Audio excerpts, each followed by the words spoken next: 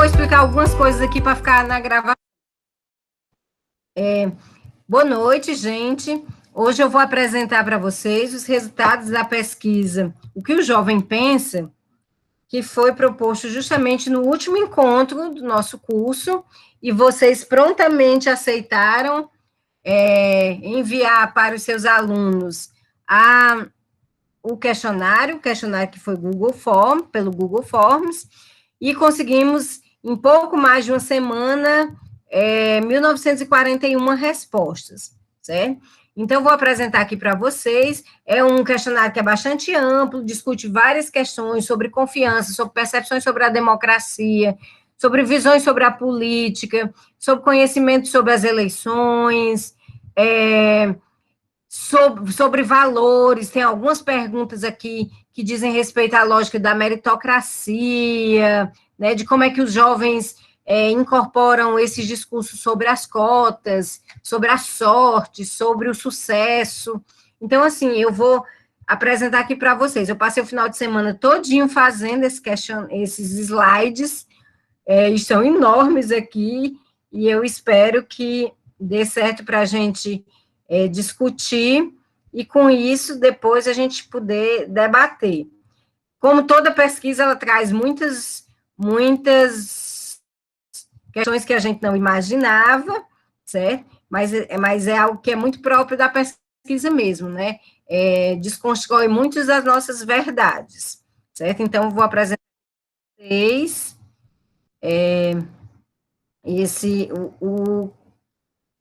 os dados aqui e os resultados da pesquisa. Vocês estão conseguindo ver? Sim, sim. Então, vamos lá.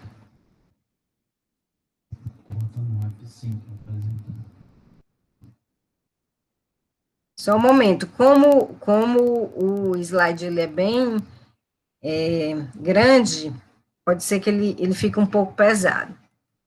Vamos lá. Então, o contexto que surgiu essa pesquisa foi justamente o curso de extensão e essa proximidade com as eleições municipais de 2020. O questionário foi aplicado via Google Forms e tinha 24 questões, sendo 22 fechadas, 14 simples.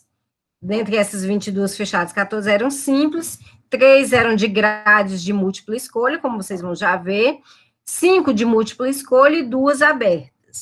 Ela foi enviada por e-mail e por WhatsApp para professores da educação básica, que enviaram aos seus alunos, e se deu, portanto, por adesão. Entre os dias 15 a 26 de setembro, a gente aplicou esse questionário e obteve 1.941 respostas.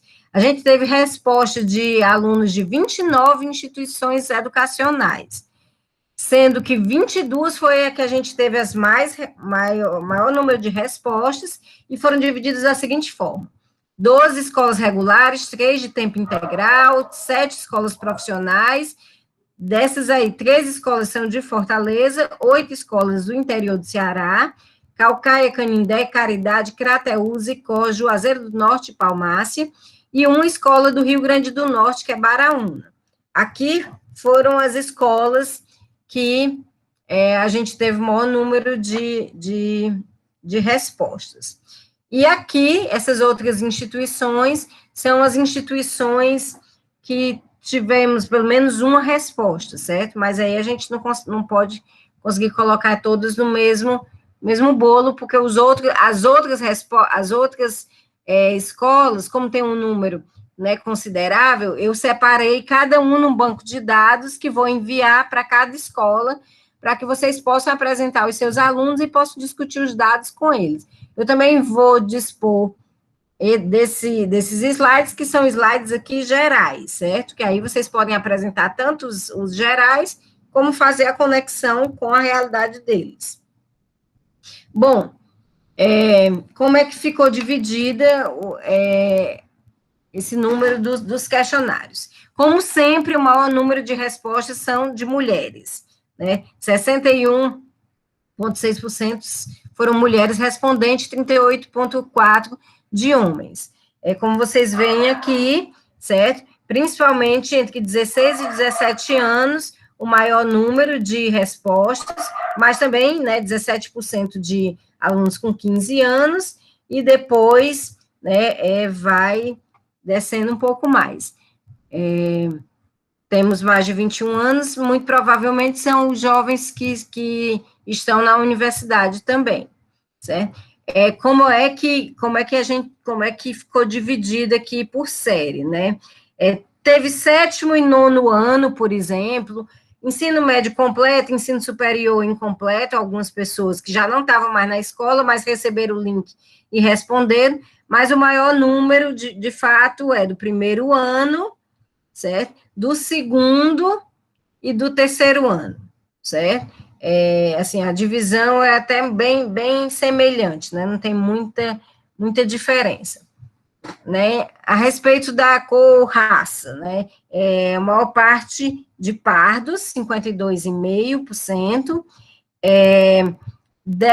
30% de brancos, considerados brancos, né? Autodeclarados brancos, e 10% de pretos, né? Então, isso, por exemplo, mostra uma coisa interessante. Esse número é maior do que o número do IBGE, né? Então, mostra também que os jovens estão se autodeclarando negros, né? Assim, de um tempo para cá, de uma forma mais evidente, o que é muito bom, né?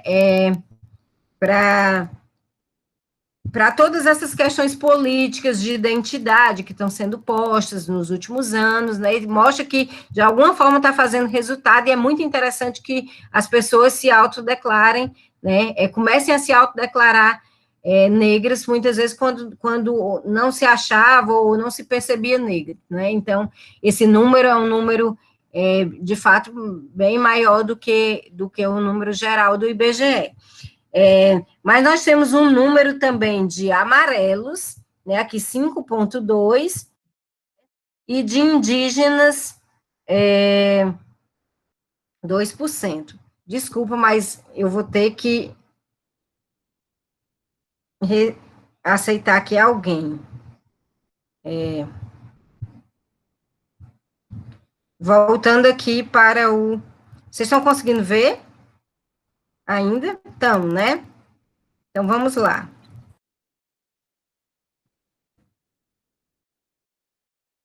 Bom, como religião, você vê que o número ainda é bem maior, né, de católicos, 44,6%, mas também evangélicos e protestantes, 23,4%, mas chama, por exemplo, a atenção que não pertencem a nenhuma religião ou grupo, mas acreditam em alguma coisa, 23,2%. Se você soma os não pertencem a nenhuma religião e os ateus, por exemplo, é um número que ultrapassa evangélicos e protestantes, certo? Então, assim, é um número, de fato, bastante alto, mas que também se apresenta em outras pesquisas, certo? Esse número aí de 23%, de pessoas que não pertencem a nenhuma religião, e de ateus também girando em torno de 3%.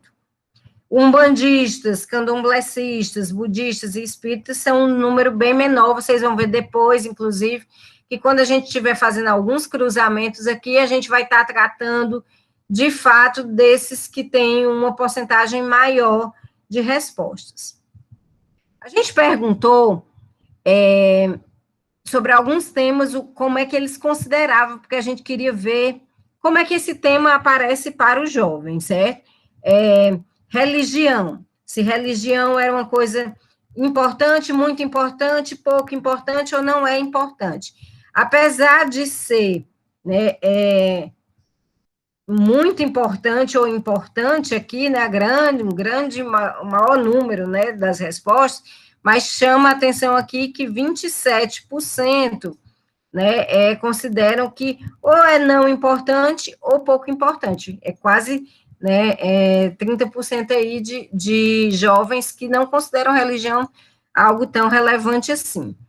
Já trabalho, por exemplo, você vê o número bem maior, né, 98% de jovens consideram que estudo e trabalho é muito importante ou importante, né, apenas 2% não consideram importante ou consideram pouco importante. Estudo e trabalho, vocês vão ver que é uma das coisas que mais os jovens acham, de fato, que é relevante.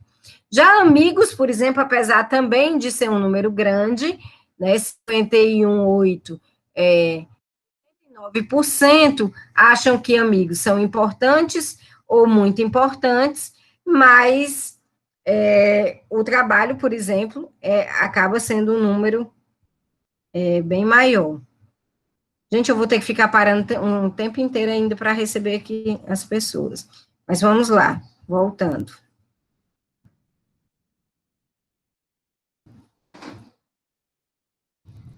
Já a família, certo? Família, na verdade, é extremamente importante para os jovens. Né? Apenas 1,8% disseram que não é importante ou é pouco importante. Né? A grande maioria, isso aí vai repetir, por exemplo, quando vocês olharem os dados a respeito de confiança. A família vai ser, de fato, o que goza mais, o grupo que goza de maior confiança para os jovens. Exatamente esse dado que eu falei para vocês.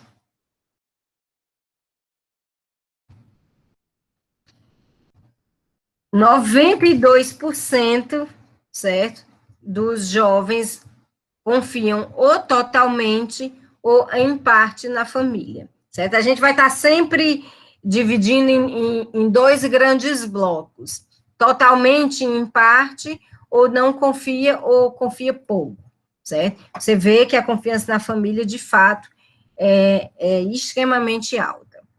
Nos amigos, né, há uma confiança também nos amigos, mas ela é de 74%, na verdade. Não é nem, dentre os grupos, não é o que goza de mais confiança entre os jovens.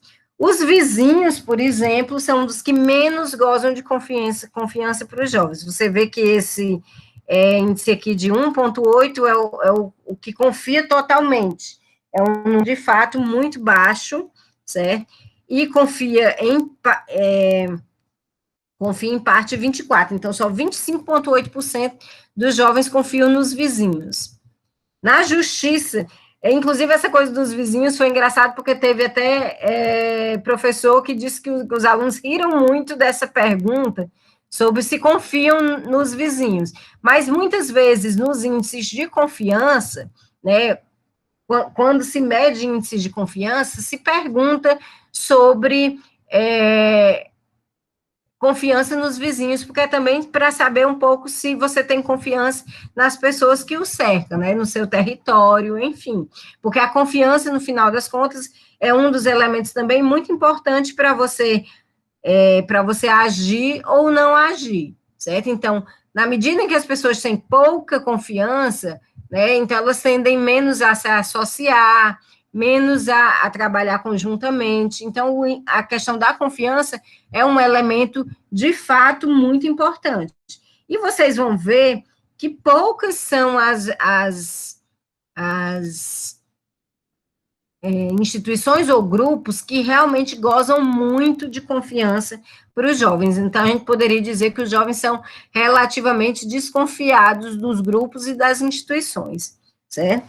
A confiança na justiça, por exemplo, mais ou menos 54% confiam muito, totalmente, né, ou na justiça.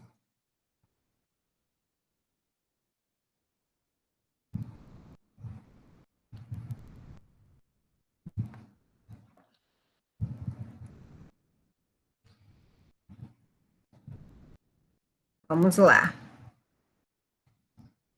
Na polícia, foi algo que para mim foi bem surpreendente, porque a polícia não está entre os grupos e instituições que os jovens confiam menos, não, certo? É mais ou menos 55% confiam totalmente ou em parte na polícia. Você vê que aqui, ó, é o em parte e aqui é o totalmente, certo? Então, assim, é um número que eu imaginava, inclusive, que entre os jovens seria um número menor, de fato, de confiança na polícia. Só que quando a gente faz um cruzamento, por exemplo, a gente fez um cruzamento aqui da confiança na polícia por raça, né? Por raça. E aí você vai ver, por exemplo, que os negros, né, eles confiam menos na polícia. Você vê que há uma diferença, né, assim, gritante, inclusive em relação aos pardos. Vocês vão ver aí em vários dos índices de confiança, quando a gente fez o cruzamento, que os pardos acabam sendo mais diferentes em relação aos negros do que os brancos, por exemplo.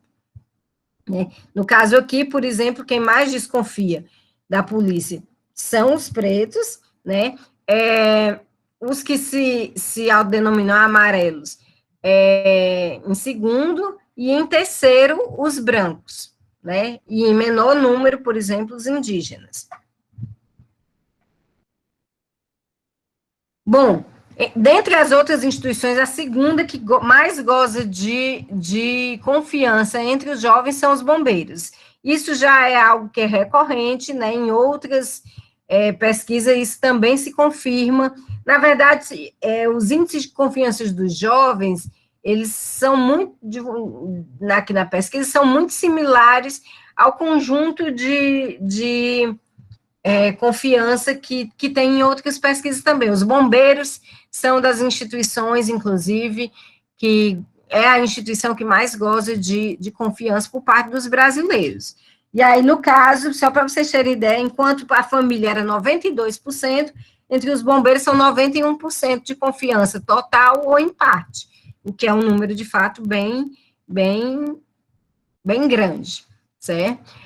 As organizações de meio ambiente, vocês vão ver que a confiança em organizações, tanto de meio ambiente, organizações humanitárias, organizações de mulheres, também são das que mais gozam de confiança entre os jovens. Né?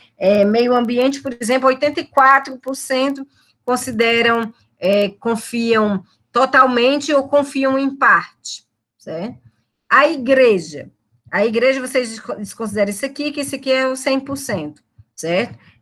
As igrejas, por exemplo, gozam também de uma relativa confiança por parte dos jovens. 66,5% confiam ou totalmente ou em parte na igreja, certo? Mas, de fato, não tem instituições que são mais confiáveis do que a igreja, certo? A televisão, por exemplo, goza, na verdade, de uma relativa desconfiança também dos jovens. 48% confiam totalmente ou em parte na televisão. Isso também vai ser bem parecido com jornais e revistas, mais ou menos 56%, certo? E aí me chamou muito a atenção o índice de confiança nos grêmios, que é um grupo, né, que está muito próximo da vida deles, né, nas escolas. E o índice de confiança total ou em parte foi de 57,5%. Né? O índice aqui de confiança total no Grêmio é de 9,5%, o que não é um número alto de confiança total, certo? Você vê, por exemplo, em relação às Forças Armadas, olha aí que é o próximo slide, né?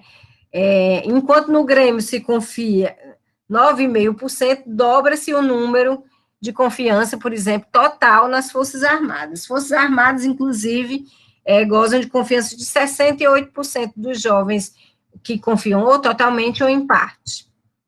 A internet, por exemplo, ela também não goza de muita confiança entre os jovens.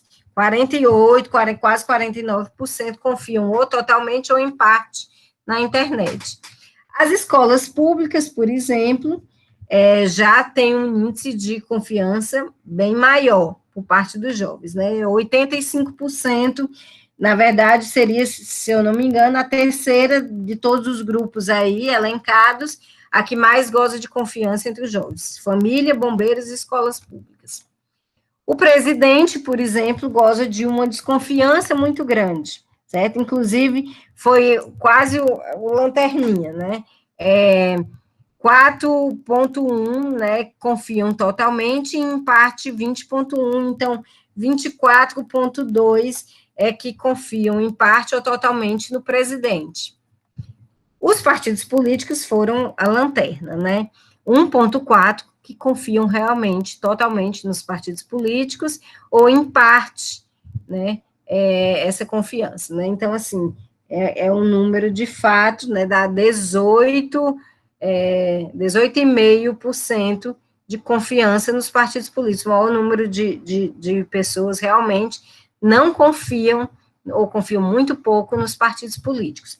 O Congresso Nacional, por sua vez, também, né, é bem melhor do que os partidos políticos, mas ainda é um dos menos confiáveis para eles, certo? 3% apenas confiam totalmente e 28,7% confiam em parte. As redes sociais, por sua vez, também não gozam de confiança para os jovens, certo? 38%, 39%, 38% dos jovens confiam nas redes sociais. O serviço público, por sua vez, está numa escala intermediária, certo? 61% confiam totalmente ou confiam em parte no serviço público. As grandes empresas, né, gozam da confiança de 55%, certo? Dos jovens. Você vê que tem outras instituições que acabam tendo menos confiança, né, gerando menos confiança do que as grandes empresas para os jovens. Isso também não é algo surpreendente comparado com as outras faixas etárias. Tem uma certa confiança nas grandes empresas no Brasil mesmo, certo? Como eu disse anteriormente, as organizações humanitárias gozam de confiança entre os jovens. 82% acham que 83% acham que ela é confiável, né? Ou se confia totalmente ou confia em parte. Do mesmo jeito, organizações de mulheres, 84% confiam nas organizações de mulheres. Bom,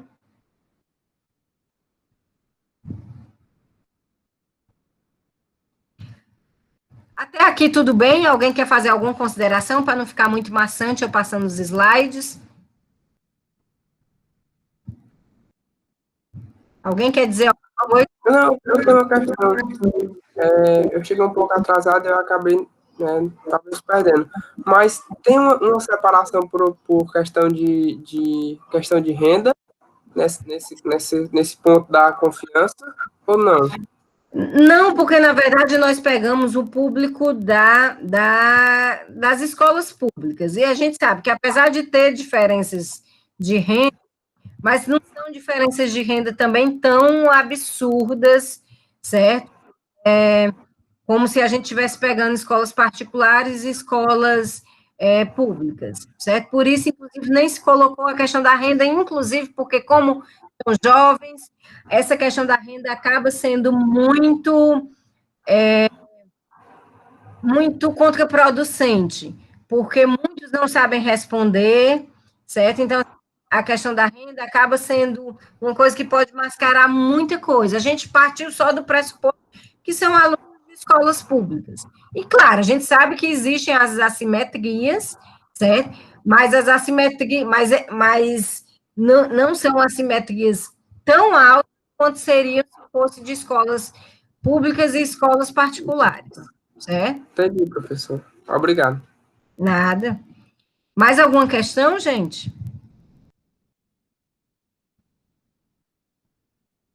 Até agora tem alguma coisa surpreendente?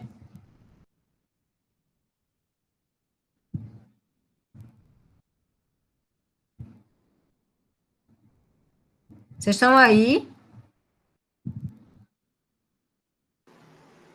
Oi, boa noite, Daniela. Tá ouvindo? Estou sim. Pronto, é a Francisca. O que eu achei surpreendente, até aqui eu estou observando bem a pesquisa, meus alunos responderam aqui no Trataeus, no Regina Passes, foi esse grau de confiabilidade que eles colocaram na escola pública. Como eu não orientei eles na pesquisa, eu apenas disse do que se tratava e coloquei o link em todas as turmas que eu trabalho, são 17 turmas. E aí pedi que quem tivesse acesso à internet, quem quisesse, quem se disponibilizasse, falei que não era obrigatório, mas que era interessante conhecer a opinião deles sobre diversos temas inseridos na pesquisa, inclusive política. E eu me surpreendi com a quantidade de meninos que respondeu, né, que quando você colocou aí a quantidade do Regina Paz. Mas o que me surpreendeu agora no início da sua apresentação foi o grau de confiabilidade na escola pública. Porque, você achou assim, muito? eu achei que não ia ter essa confiança toda, né? Na questão dos bombeiros, eu já desconfiava porque Camu é uma cidade pequena, mas sempre que acontece algo na cidade, na escola, na comunidade deles, a primeira coisa que eles ligam é os bombeiros, antes de chamar a polícia. Né? E depois é que eles vão se lembrar do SAMU, porque o SAMU é novo aqui, só tem um ano que o SAMU está em Crateús. Agora, o grau de confiança na escola pública me surpreendeu. Estou até anotando aqui algumas coisas para mim discutir com eles assim nas aulas de sociologia. Já que nós vamos entrar no 4º período, a partir de amanhã a gente fecha o 3º, e as aulas já vão ser sobre juventudes e meio ambiente, 4º período no nosso plano, né? Sociologia para jovens do século XXI é o livro. A gente vai falar do meio ambiente, a questão ambiental, e como os jovens veem essa questão ambiental. Então, eu já vou até utilizar alguns pontos aí para iniciar essa discussão com eles. E uma das coisas é essa confiança que eles têm na escola, porque dá a entender que quando a escola fala, quando a escola solicita, quando a escola pede, quando a escola faz, eles têm esse grau de confiança e eles tendem a acreditar que a coisa é boa, né, que deve ser seguida, porque é a escola que está fazendo. Então, eu estou encantada com esse resultado aí. Eu não esperava, me surpreendi. Aí, eu vejo assim, eu acreditava que os bombeiros saíssem. Quando eu vi a pergunta, que eu abri o link, eu acessei, não respondi, que não era direcionada à minha idade, mas quando eu vi, eu digo, não, os bombeiros com certeza vai sair. A polícia eu sabia que não saía muito, porque como eu trabalho numa escola regular, onde a gente tem um enfrentamento muito grande com questões de droga, principalmente o crack é a droga que pesquisas já foram feitas pelo CRAS, e o crack é uma droga que ele ocupa a primeira posição de uso entre os jovens. Aqui em Crateús, ele é muito disseminado. Porque a gente é uma cidade que fica na fronteira com outro estado, então é muito comum a droga ficar na fronteira de Crateús com o Piauí, né, que é a fronteira do Ceará com o Piauí. Então, eu esperava que eles não tivessem um grau de confiabilidade na polícia, porque a polícia bate, porque a polícia já chega agredindo, né, e eles se maldizem muito disso, eles falam isso para a gente na sala de aula. E nos bombeiros eu esperava sim, a pesquisa confirmou. Agora, na escola pública, eu estou surpresa, sinceramente. Mas é isso mesmo, assim, por exemplo, muitas vezes os alunos, né, faz parte até da própria lógica de ser aluno, reclamar de uma coisa ou de outra, mas no fundo, quando se pergunta para eles, eles gostam e acreditam. Existe todo um trabalho que, claro, se as coisas permanecerem da forma como está, né, assim, diminuindo o recurso, desvalorizando o magistério e tal, sim, como é a proposta dos últimos anos, é claro que esses índices podem diminuir, mas a gente pode achar, inclusive, uma hipótese bastante plausível, que tudo que foi sendo construído nas últimas décadas, né, de estímulos, inclusive de estímulo que é para os meninos passarem, né, fazerem Enem, né, participarem de projetos, os projetos que existem nas escolas, certo? A participação que os professores têm, o planejamento, enfim, todas essas coisas que tem, né, na escola, o PDT, enfim, muita coisa que tem, acaba, de uma certa forma, afetando positivamente os jovens. Muitas vezes a gente tende a mirar nos problemas e o público receptor aí, de uma certa forma, está vendo de outra forma, né? Então, assim, esse grau de confiança na escola também é parecido com o grau de confiança na escola que uma pesquisa nacional tem, certo? Então, assim, quer dizer, assim, não é a mesma taxa, claro, a do jovem é bem melhor, mas, assim, nos últimos anos, a escola pública vem ganhando no imaginário das pessoas um imaginário positivo. Isso é bom para vocês também, né? Assim, tem a ver com o trabalho de vocês. Tem, e tem muito a ver. Eu acho assim, sou defensora do projeto no sentido de que eu acho que o PPDT ele é um projeto e tudo que acontece na escola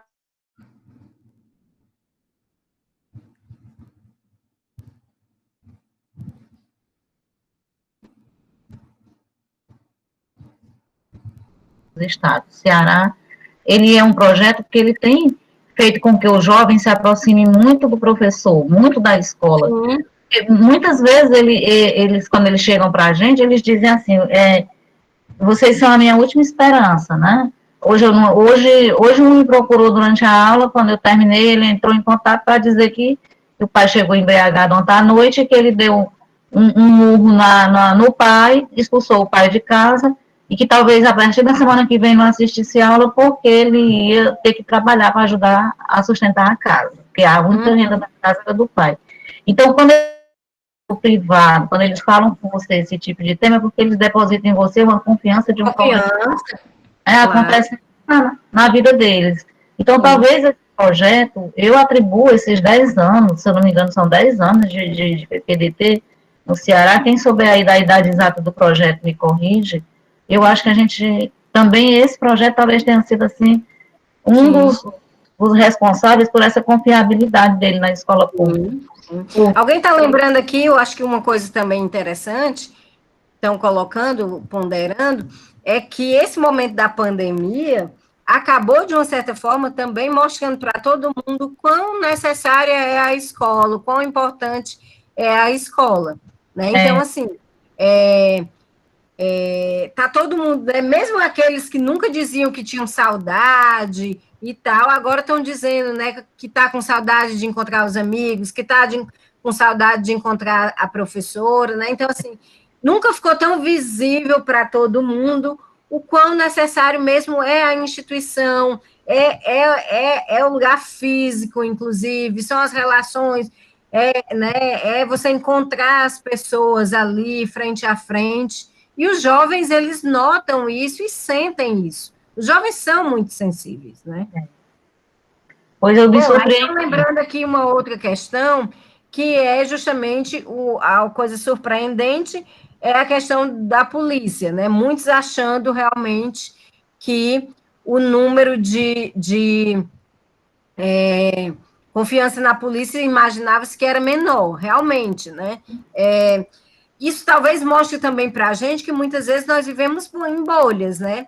Nas nossas bolhas, há sempre uma crítica muito grande à polícia, à atuação da polícia e tal. Mas, certo? Para muitas pessoas, ser policial é a possibilidade de futuro, é o emprego, é o concurso, é a estabilidade, né? Enfim, de fato, então, para muitos deles, certo? Essa instituição, ela realmente goza de relativa confiança, certo? Então, as Forças Armadas foram outras que, de fato, né, inclusive, um nível de confiança maior. É sempre bom a gente comparar, por exemplo, a polícia com os bombeiros, porque, assim, de uma certa forma, os bombeiros, o imaginário que se tem sobre os bombeiros é das pessoas que salvam vidas. Né? O bombeiro vem para apagar o fogo, para tirar o gatinho de cima da árvore, né? Para pegar a cobra, né? Então, assim, vem para tirar você do sufoco. Então, é um imaginário que acaba sendo, certo, mesmo muito positivo, né? Então, assim, é uma instituição que, embora componham as forças de segurança, certo? Mas ela é considerada algo completamente à parte. Não se atribui aos bombeiros, por exemplo, o grau de violência, de truculência, que se atribui, né, a outras forças de... da Polícia Militar, que é a que, de fato, né, provavelmente a que tem a mais né, essa face visível, né? Bom, alguém colocou mais outras coisas aqui, deixa eu ver.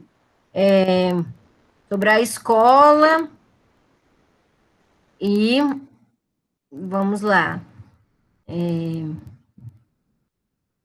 Bom, as Forças Armadas realmente também chamam muita atenção, né? Um número relativamente alto, né? De 68% aí de confiança nas Forças Armadas.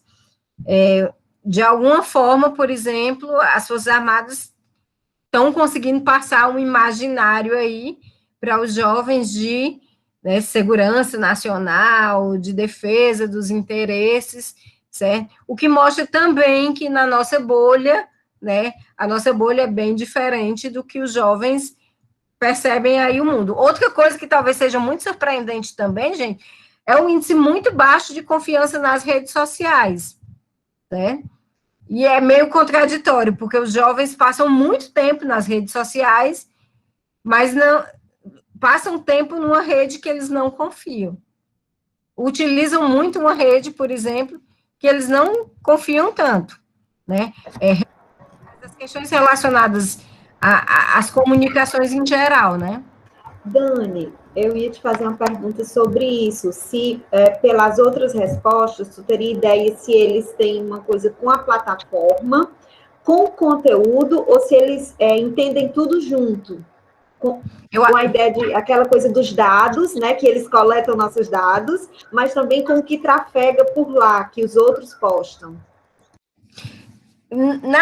No questionário não tinha questões desse tipo, mas assim, ouvindo, eu estou participando de um projeto que tem muitos jovens de periferia, e eu estou muito impressionado como o argumento que eles sempre colocam.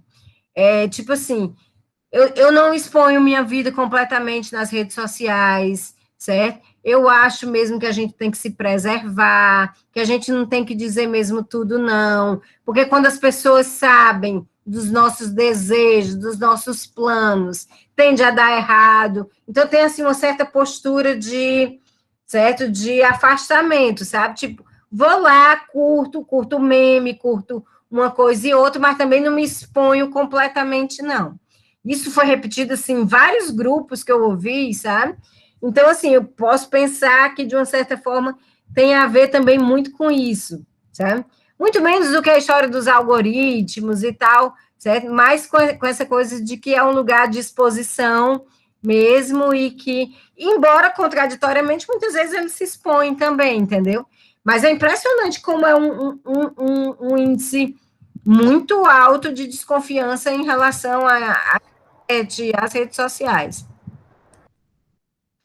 Uma coisa, aí você pega, por exemplo, aí no nível de confiança, gente, um número dos 4 menos confiáveis, e aí entra para a questão da política, de 4, 3 tem a ver com a política, diretamente. Os 4 menos confiáveis,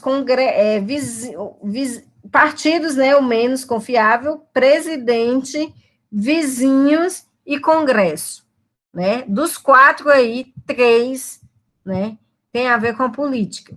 Então, assim, você vê que, por exemplo, os jovens confiam, por exemplo, em organizações humanitárias, né, organizações de meio ambiente, organizações de mulheres, é um nível de confiança alto, né, confiam muito na família, confiam nos bombeiros, na escola pública, relativamente, né, aí, Forças Armadas, igrejas, né, serviço público, são os que estão na categoria dos mais confiáveis, certo?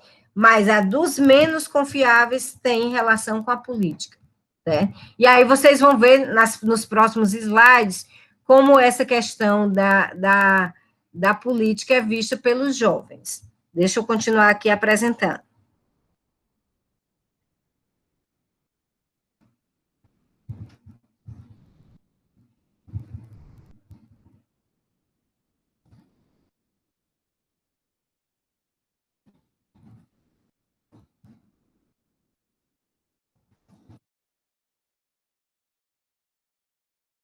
Bom, agora vem um grupo de perguntas que dizem respeito às percepções sobre a democracia, o voto, as eleições e as preferências partidárias. Certo? A gente perguntava em que medida é importante para ele, né, viver num país que é governado de maneira democrática. E aí eram 3 questões, né, totalmente importante, importante e nada importante. Você vê que totalmente importante é para, basicamente, 1/3, né, dos entrevistados, metade dos entrevistados consideram que é importante, e 13,3% consideram que é nada importante. Então, assim, acaba que não é um número absurdamente alto os que acham que não é importante ser democrático, certo? Assim, em comparação, inclusive, aos dados mais gerais.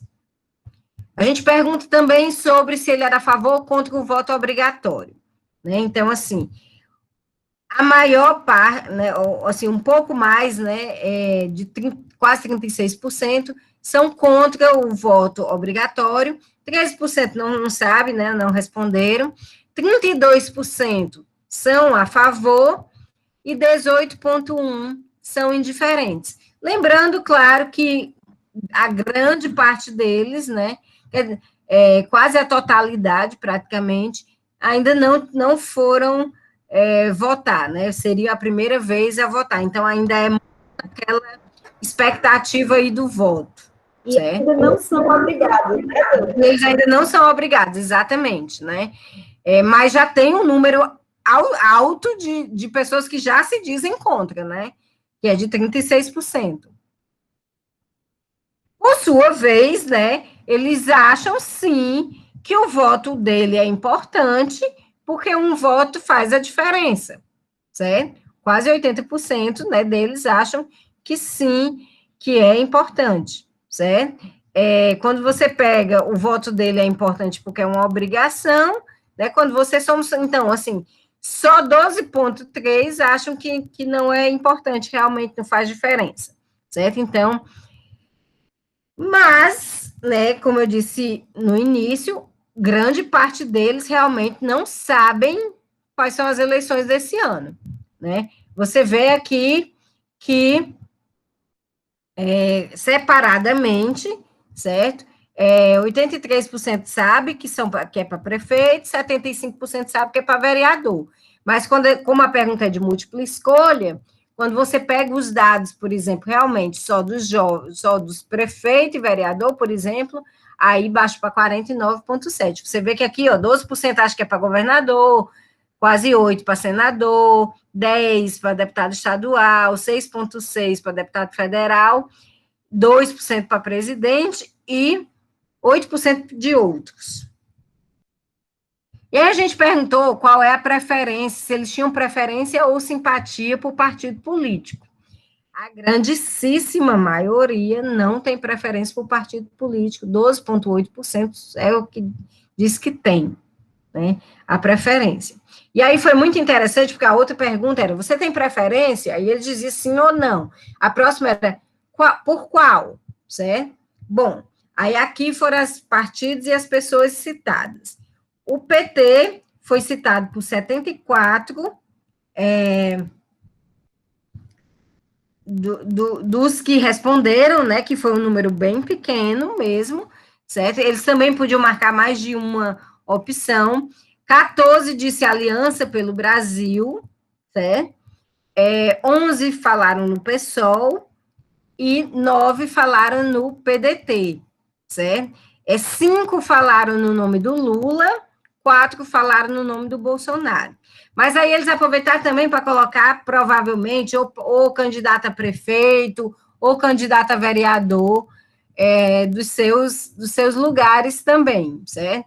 Aqui um pouco mostra, né, o PT realmente é o maior, a maior preferência dos jovens, certo? Então, há uma preferência nítida, inclusive, pela esquerda, certo? É assim, a esquerda quase que é o dobro de de respostas em relação a algum partido de centro ou de direita, certo? Então, os partidos de esquerda ainda mobilizam muito mais, e dentre eles, claro, o PT é o partido, de fato, mais citado mesmo. Aí, nessa pergunta, na resposta, foi uma das respostas, uma das únicas abertas, né? Eles aproveitaram, certo? Aproveitaram, assim, esculhambaram a política de todas as formas possíveis, esculhambaram o outro, né? Uns falavam mal do PT, outros falavam mal do Bolsonaro, né?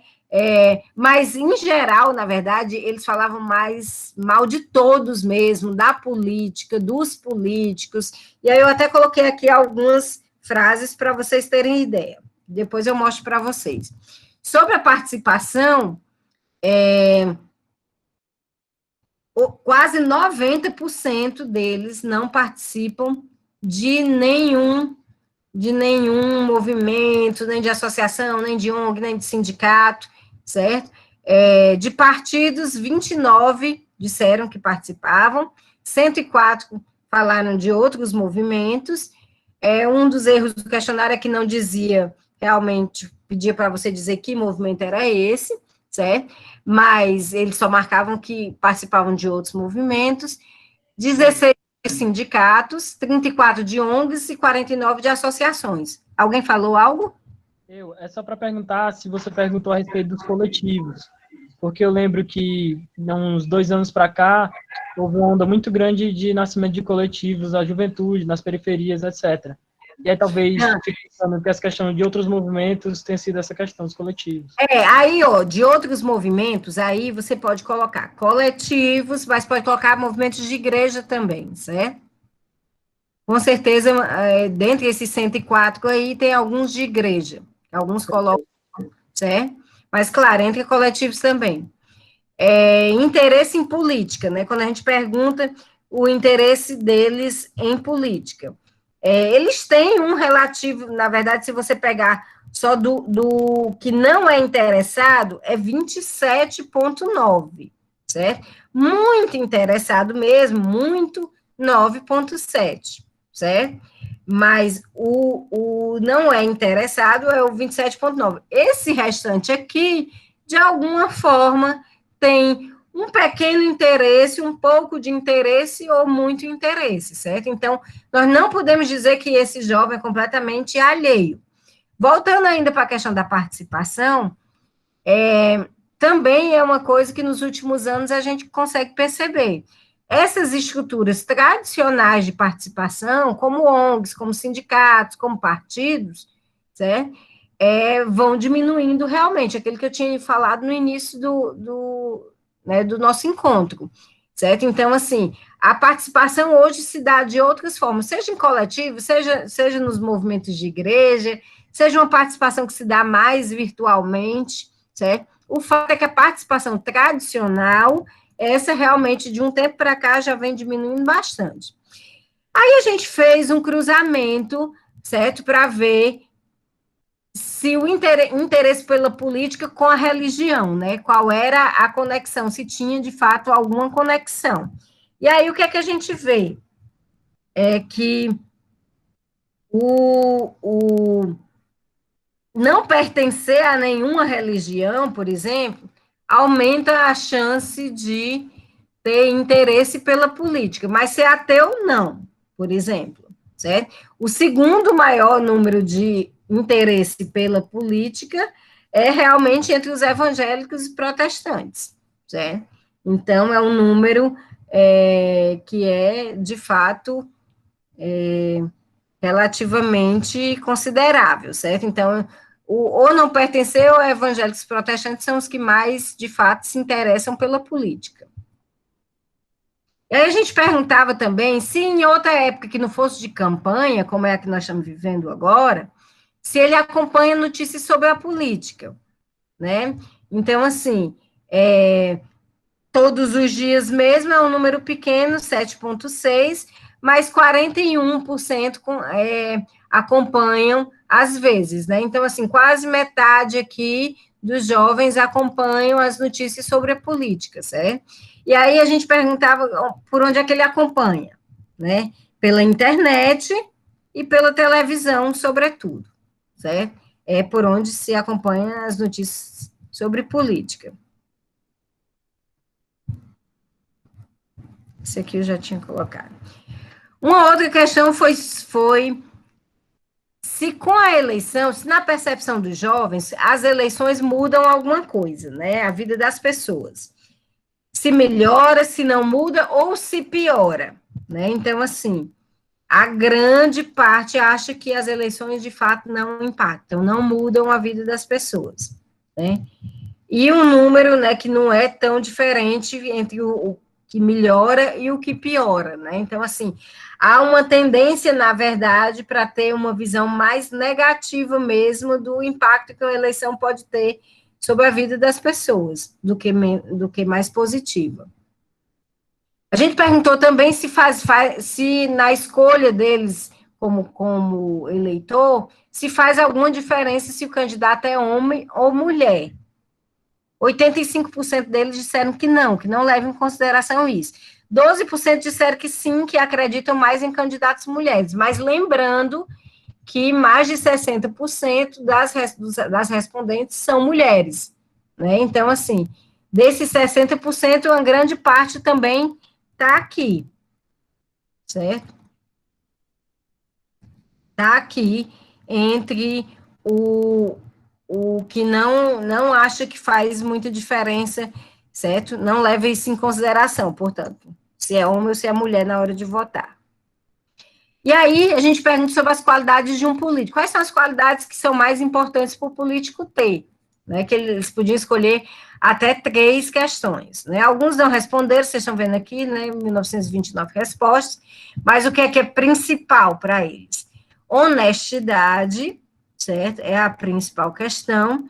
Cumprir as promessas, certo? E depois a competência. Né? Você vê que, inclusive, então, todo esse discurso que vem sendo feito ao longo do tempo, né, sobre a corrupção na política e tal, isso, de uma certa forma, impacta o jovem, né? Então, para ele, isso é mais importante. Você vê que honestidade, por exemplo, é mais importante do que conhecer os problemas do povo, ou ter experiência administrativa, por exemplo. Né? Então, assim, honestidade e cumprir as promessas, certo? São, de fato, as coisas mais importantes para o jovem, que ele acha que um político tem que ter. E aí vem as percepções sobre a política, certo?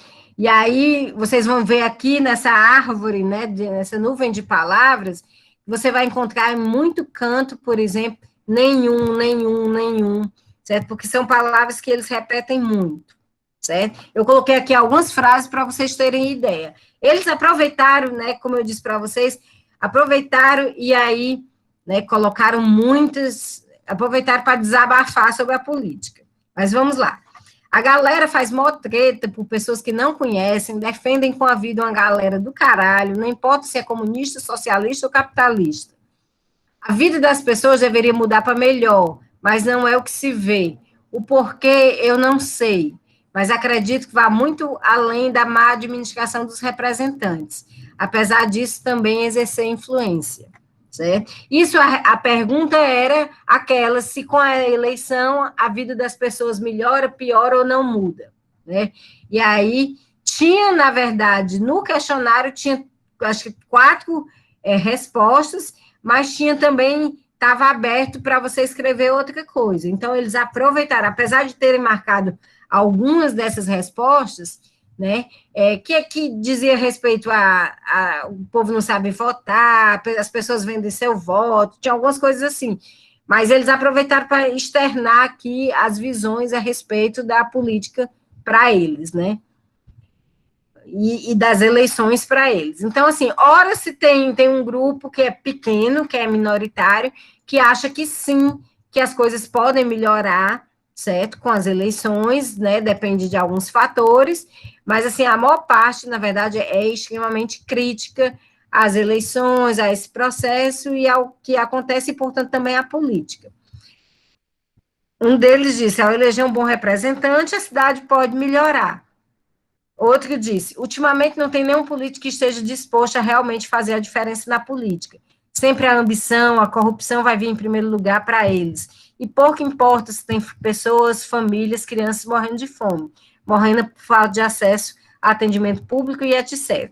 Outro advoga pela necessidade da reforma política, precisamos de uma reforma política. Outro diz, inclusive, em vários momentos, eles colocam essa questão de que a política é algo que divide, a política é algo conflituoso, certo? Tem vários jovens que acham que, quando, na pergunta, por exemplo, sobre os partidos, muitos colocaram que eles só criam divisão, eles só criam conflitos, eles só criam brigas, certo? Então, muitos jovens, né, pensam que realmente esse é um problema, colocam isso como um problema. Então, cria conflito entre pessoas que possuem ideias diferentes de como o país deve ser governado. As eleições, portanto, criam conflitos, né? E um deles disse, eu acho que muitas das vezes, coisa que o governo coloca na nossa vida são muito seletivas, nunca é algo como acabamos de colocar um grande posto de saúde ou novos materiais em escolas públicas. É sempre, reformei uma praça, consertei um buraco, raramente.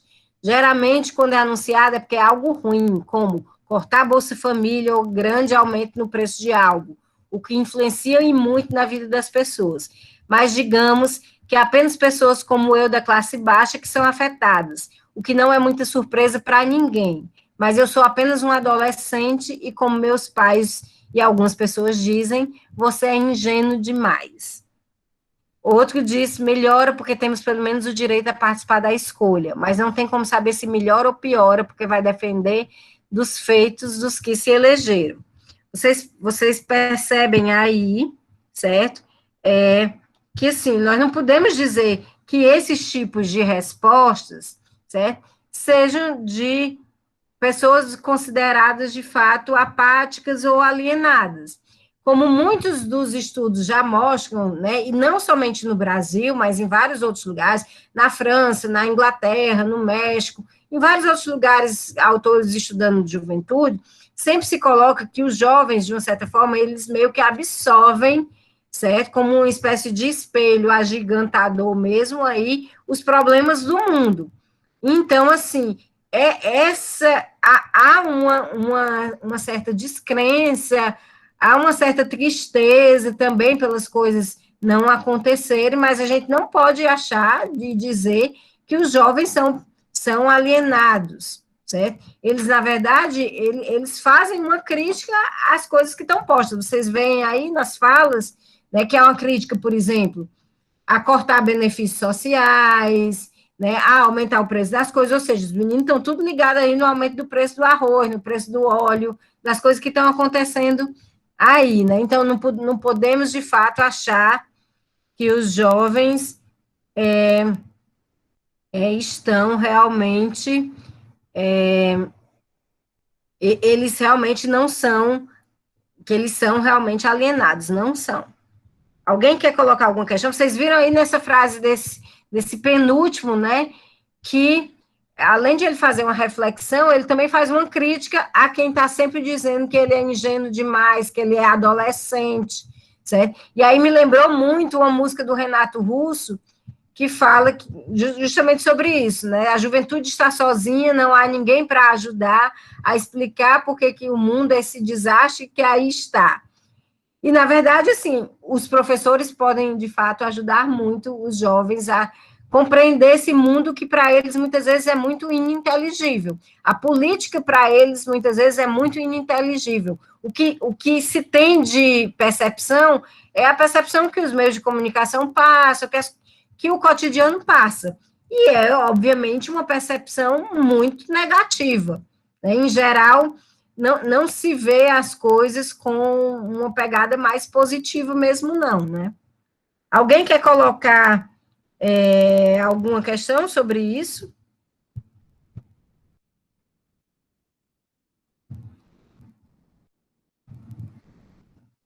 Ou posso passar adiante?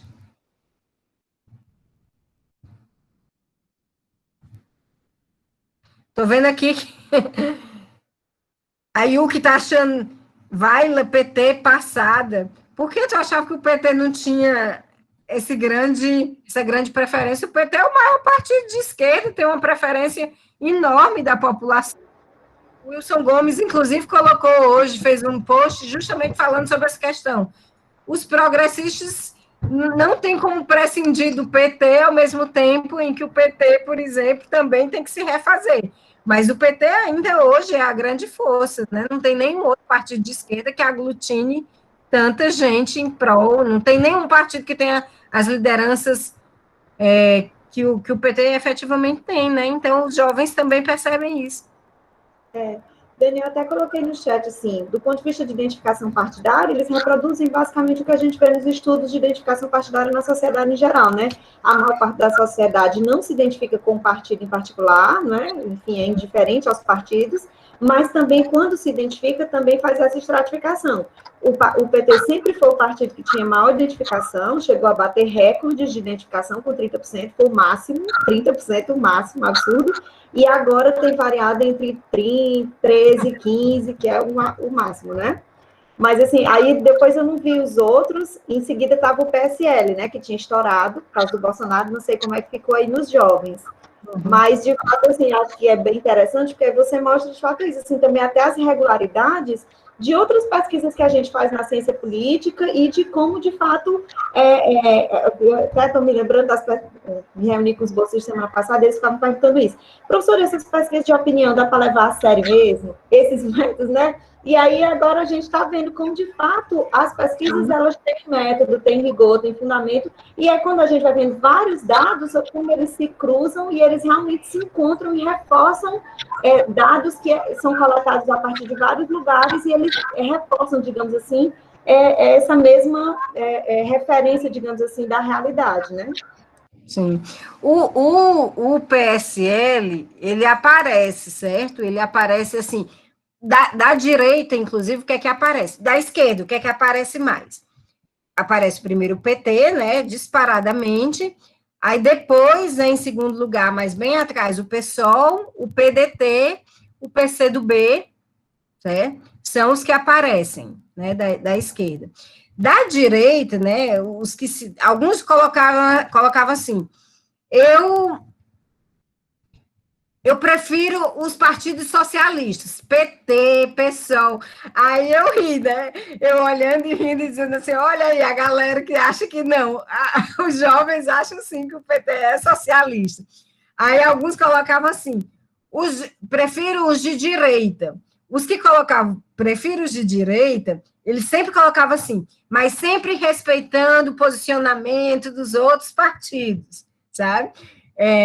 Uns colocavam, prefiro os de centro-direita, né? E eu colocando. Aí, o que é que apareceu de nomes, né?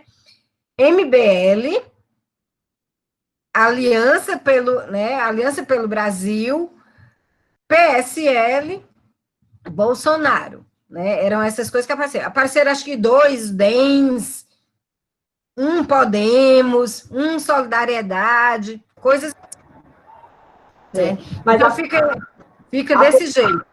E a força da liderança é tão grande que, mesmo nas de identificação partidária, o Aliança já está aparecendo também na população em geral, mesmo sem existir, só porque o Bolsonaro já falou nele, né? Então, exatamente, de fato, os jovens também, eles estão fazendo uma coisa que a gente já está vendo também nos outros estratos. Sim. Então, eles... Mas o antipetismo, a Yuki colocou aí. Eu fiquei muito impressionada, Yuki, que eu acho que apareceu muito pouco o antipetismo nas falas deles aqui, sabe? Assim, foram poucos os que disseram, qualquer um menos o PT, sabe? Não apareceu evidente aqui, não, sabe? E como eles estavam escrevendo, eles, inclusive, podiam colocar, entendeu? Eu acho que, se eu não me engano, 2 ou 3 casos que apareceram assim, qualquer um que não seja o PT ou algo que ele apoie, certo? Eu acho que meio que também pareceu com os que colocaram assim, qualquer um menos Bolsonaro, ou assim, eu odeio o Bolsonaro, certo? Então, assim, nenhuma coisa nem outra apareceram de forma muito evidente, não. Dani, tem algumas coisas, né? Assim, também pode ter um fato de que nesse caso, eles têm muito antissistema, né? Eles têm um perfil antissistema que pode ser uma das facetas do antipetismo, né? Num limite, o antipetismo pode escorregar por esse lado, mas também tem o lugar que nós estamos, né? Nós somos um estado, digamos assim, muito... Sim, né? claro. Então, Claro. no nosso estado, mesmo o bolsonarismo é muito ínfimo, até onde a gente capta já seria muito difícil. Então, e o que mesmo que vocês tenham, e a gente na Universidade da Anitta também temos dados qualitativos muito expressivos, é difícil, acho que numa pesquisa quantitativa, a gente ter dados muito expressivos de um antipetismo mais tão forte na nossa região, né? Não vai ter. Claro que se eu repetisse esse mesmo questionário lá pelo Sul, aí a gente provavelmente ia ver coisa bem, bem pesada mesmo para o lado do PT, certo? Mas aqui não, aqui realmente foi muito, muito impressionante. Mas vamos lá agora para o terceiro bloco de questões.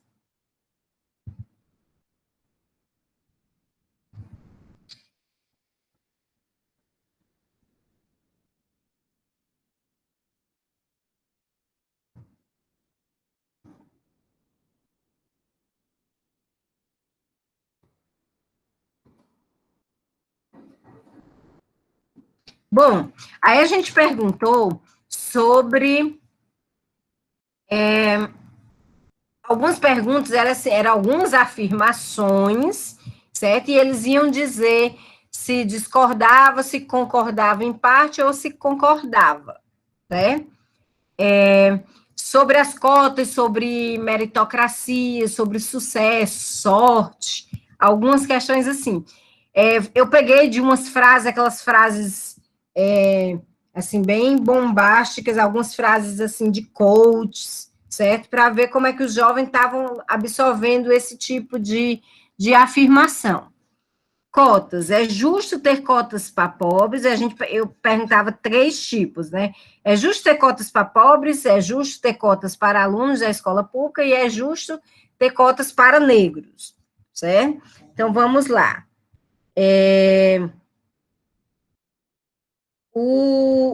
Concordo, né, aqui, cotas para pobres, na verdade, foram o que houve mais concordância, dos 3 tipos, foi o que houve mais concordância, certo?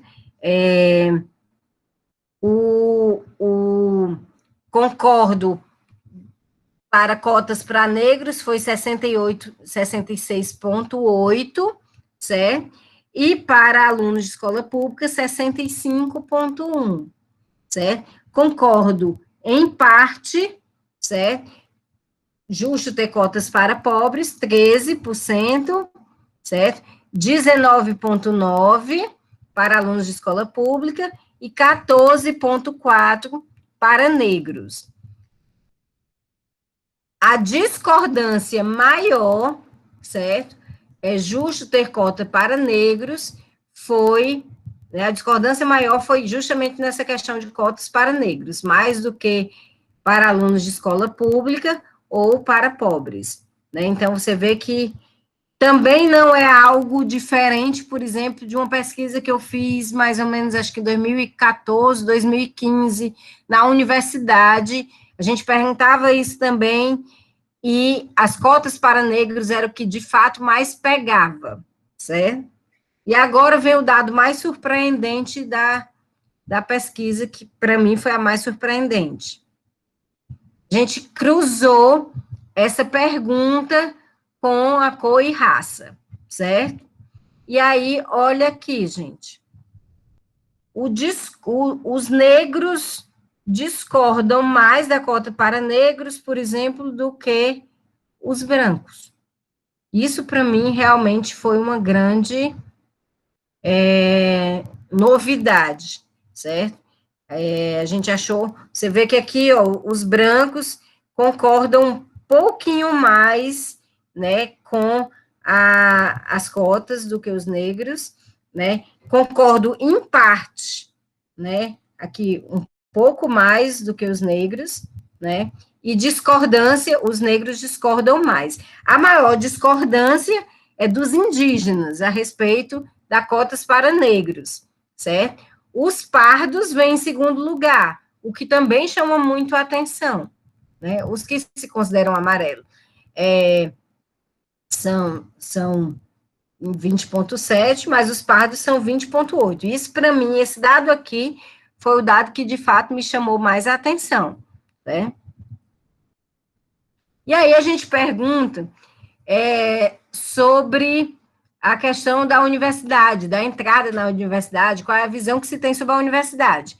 Embora tenha um número, né, relativo de pessoas que discordam a respeito do sistema de cotas, certo?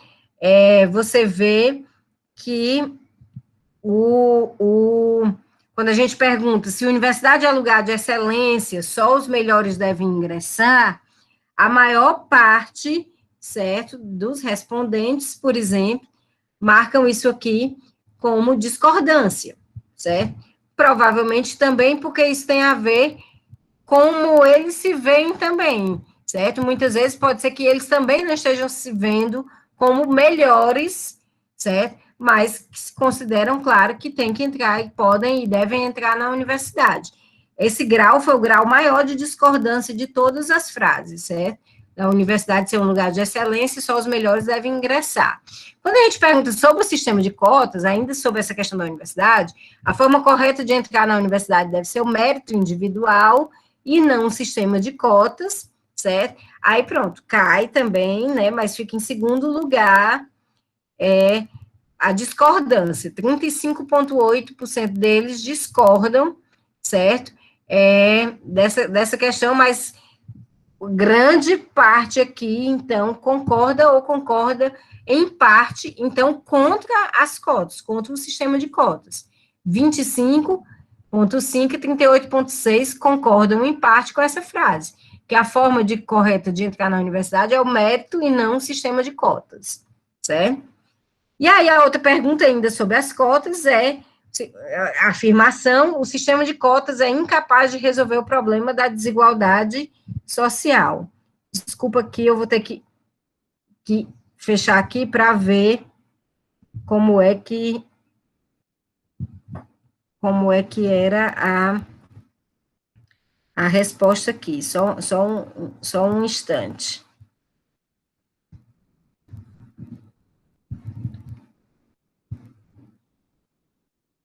Só um instantezinho. –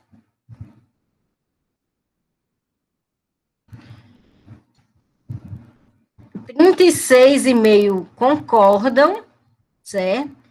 E 38,2% concordam em parte, certo? Então, só 30% acham que sim, o sistema de cotas é capaz de resolver o problema da desigualdade social. Essa questão das cotas é sempre, de fato, um tema muito sensível, certo? Sempre que se pergunta, e é também um tema muito sensível para o conjunto da população. Não é algo tão evidente, não é algo tão simples. Aí, mais uma vez, a gente pergunta sobre, né, faz esse cruzamento sobre a forma correta de entrar na universidade, deve ser o mérito e não o sistema de cotas, certo? Aí, nesse caso, por exemplo, aí os negros já são os que mais discordam realmente, certo? Dessa questão, né, que a forma correta deve ser o mérito e não o sistema de cotas. Aí, nesse momento, realmente, os negros são os que mais se apresentam discordando dessa afirmação. Sobre o sucesso e a sorte, a gente perguntava, né, para ver como é que eles captavam também esse tipo de frase, né? Que são as frases que muitos coaches repetem muito, às vezes estão postas, por exemplo, nos próprios flanelógrafos das escolas. Sucesso é a soma dos pequenos esforços, certo? Grande parte, né, 74,3% mais 19,3%, né, concordam com isso. Só 6,5% discordam dessa frase, certo? A outra vão dizer que é sorte, mas é esforço. Apenas 5,6% discordam dessa frase. Aí uma frase que é muito repetida pelos coaches, né? treine enquanto eles dormem, estude enquanto eles se divertem, persista enquanto eles descansam, e então vivam o que eles sonham. Aí aqui, só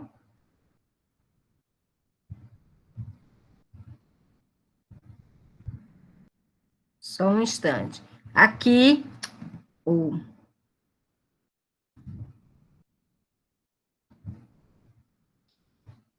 a discordância é de 20%, certo? Ou seja, 80% concordam de fato com essa afirmação. Ou seja, de alguma forma, os jovens vão introjetando essas frases que estão postas aí né, de autoajuda, de alguma coisa assim. Meritocracia e desigualdade, a gente perguntava, né? A desigualdade só será combatida com o fim do capitalismo, colocava a afirmação. E aí, 40% discordam dessa afirmação, certo? Meritocracia é um sistema de recompensa baseada no mérito pessoal, segundo o qual premiar quem não merece, desmerece quem tem mérito, certo? 37,8% deles discordam desse tipo de afirmação. E aí a gente fez um cruzamento para ver se, por exemplo, se tinha alguma diferença entre religião, se mais religiosos ou menos religiosos pensariam diferente a respeito da meritocracia. Aí os dados aqui não permitem afirmar isso, certo? Você vê que não tem uma discrepância muito grande entre as respostas, certo? Dos extremos aí, não tem discrepâncias assim tão grandes, certo? Sobre essa questão da meritocracia, certo? Então, não há muita diferença entre essa percepção da meritocracia com a religião, ou seja, evangélicos não são necessariamente, aqui nesse caso, né, mais adeptos à meritocracia que outros não. Bom, e aí eu tenho a impressão de que eu terminei. Bom,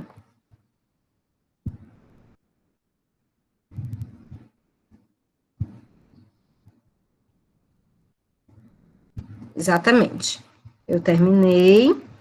Bom, e aí, questões, gente, sobre isso? Questões sobre essas frases, essas percepções? Foi surpreendente ou vocês já esperavam?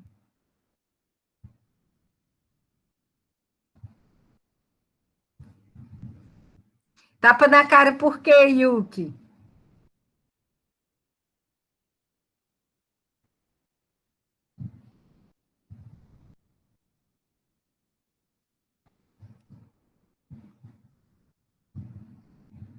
Digam aí o que é que vocês ficaram surpresos, quais foram os... Ficou surpreso com as frases dos coaches, o quê? De que eles tenham incorporado?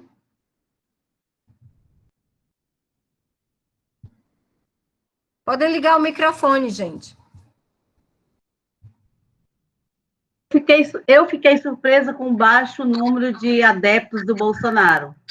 Porque eu estou dentro de uma escola e o que é a realidade que eu vejo lá é Bolsonaro, daqueles meninos, eu nunca vi tanto Bolsonaro junto, sabe? Então, fiquei surpresa com a pesquisa. Catarina, porque às vezes, por exemplo, a nossa realidade imediata, né, que ali é o que a gente está vendo no dia a dia, é o que que mexe com a gente também, aí a gente tende a achar que a situação é essa mesmo, então é absurda. A Bonalisa está dizendo aqui que acho que eles fazem a linha para provocar. Pode ser, inclusive. Mas aí, por exemplo, quando você pergunta isso, né, em termos gerais, ou quando você coloca isso no conjunto dos jovens, aí você vê que é um número bem menor, certo? Agora, claro, por exemplo, nos últimos anos, tem uma coisa de causar, os jovens têm a coisa de causar, né?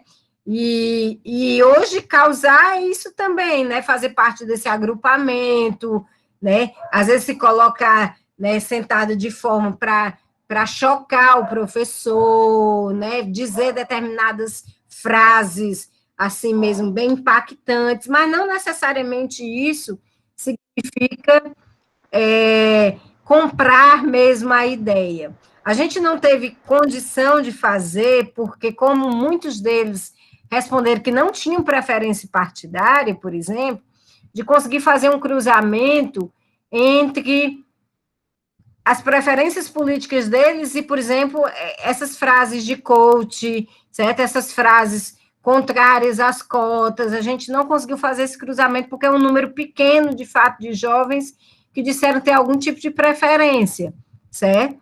Mas eu acho que não, viu, Matheus? Eu acho que, assim, a galera, inclusive, aproveita isso, como teve alguns que, por exemplo, colocaram Bolsonaro brevemente, tipo assim, o menino não vota ainda, mas vai lá e colocou, Bolsonaro colocou um coração, sabe? Então, eles aproveitaram também para escrever, certo? Para dizer e para participar, certo? Eu acho que isso, nós não estávamos esperando, né?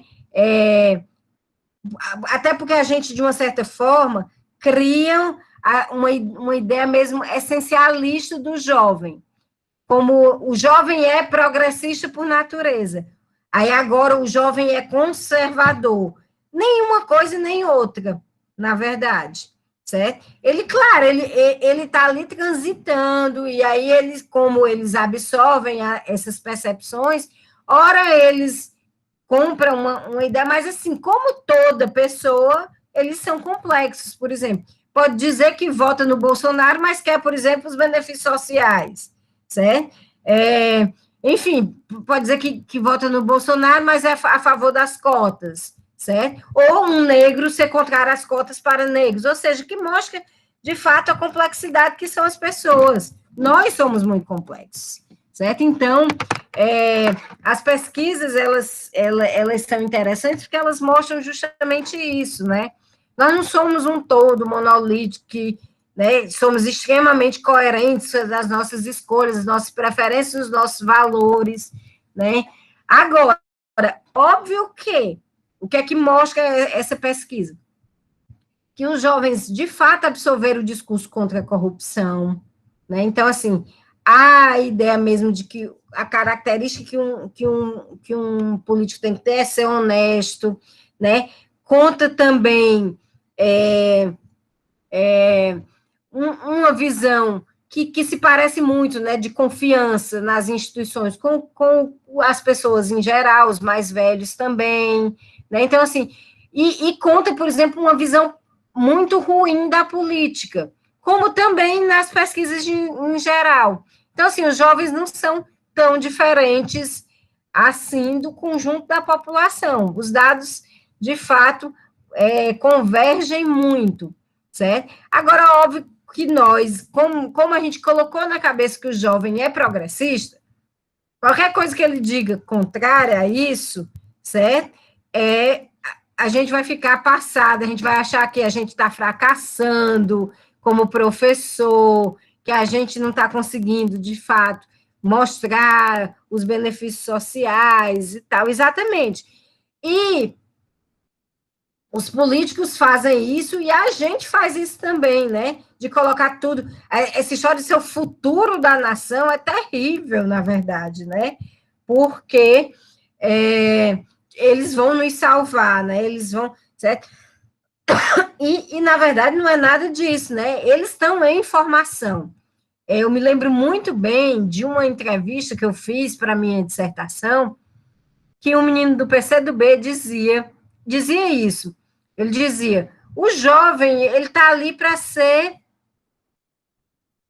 capturado, e ele pode ser capturado por um lado ou pelo outro, certo? Mas aí a gente não pode achar que é nem uma coisa, nem outra, sabe? Então, assim, uma coisa que eu acho que nós efetivamente precisamos fazer é tornar a política mais inteligível, certo? Tirando essa coisa, nem entra num discurso romântico, certo? Mais utópico também, certo? Mostrando um pouco a política como ela é, com o pragmatismo que ela tem. Por exemplo, para muitos dos jovens é muito incompreensível porque que duas pessoas que estavam brigando ali e agora estão juntos. E a gente precisa mostrar para eles, por exemplo, que nós fazemos isso no nosso cotidiano, que os políticos não são extraterrestres que inventam de fazer alianças com pessoas que brigaram, nós fazemos isso também.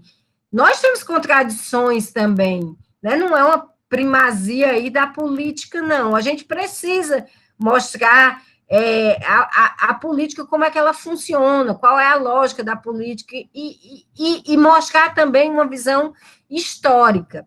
Esses jovens, né, que nós temos hoje com 17 anos, por exemplo, eles não sabem, de fato, o que era um país antes do real, certo? Não se sabe de um país que não tinha muitos dos direitos sociais que nós temos hoje, que estamos perdendo, ou em vias de perder, certo? Não, eles já, de uma certa forma, foram crescendo e socializando numa relativa, entre aspas, bonança, né? Então, assim, essa percepção dos anos 80, do que era os anos 70, né? Os jovens muitas vezes não têm. Então, assim, a ideia, por exemplo, de um país que até bem pouco tempo atrás tinha um nível de mortalidade na natalidade altíssimo, de desnutrição altíssimo, certo? De não ter acesso a uma série de benefícios sociais. Então, assim, a gente precisa historicizar, de alguma forma, isso tudo para os alunos, para que eles possam também poder entender que construções políticas, políticas públicas serem exitosas, levam tempo, precisam de recorrência, precisam de uma série de coisas. E nós, professores, podemos e devemos fazer isso, certo? Porque os dados mostram que eles não são alheios, eles estão de saco cheio dessa política, só que nós estamos falando de meninos que têm 15, 16, 17 anos, certo? E que, de fato, só foram socializados vendo toda semana um escândalo de corrupção, um impeachment, sabe? Então, assim, a percepção deles de política vai ser a percepção pior possível, realmente, certo? Então, nós, professores, podemos ajudar a tornar mais inteligível esse processo todo para eles, para que eles possam fazer as escolhas deles, as preferências deles, certo? Mas tendo as informações necessárias para tal, certo? Bom, alguém, deixa eu ver aqui se vocês, se tem mais alguma questão. Alguém quer dizer mais alguma coisa? Ana Cristina está perguntando se o fato dos professores terem repassado. Eu não sei, eu acho que não, sabe? Eu acho que os jovens, eles são mais autênticos do que, assim, com o passar do tempo, a gente vai criando mais filtro. Eu acho que os jovens são mais autênticos em relação a isso. Não acho que não teria muita timidez em responder, não. Eu acho que, na verdade, o que se faz muito no cotidiano da sala de aula é mais para lacrar, para causar mesmo, do que efetivamente quando ele está ali, ele e um questionário para ser respondido, certo? Ele consegue, de fato, acabar respondendo mais coisas mesmo. Mas, por exemplo, ainda em relação à questão dos coaches e tal, e do autoajuda, e todo esse discurso, é um discurso que pega muito, né? Então, assim, o discurso da meritocracia é um discurso que é muito eficaz, certo? Não é eficaz para a gente na nossa bolha, certo? Mas para eles, por exemplo, é um discurso que está ali recorrente, e as escolas, muitas vezes, repetem muito isso.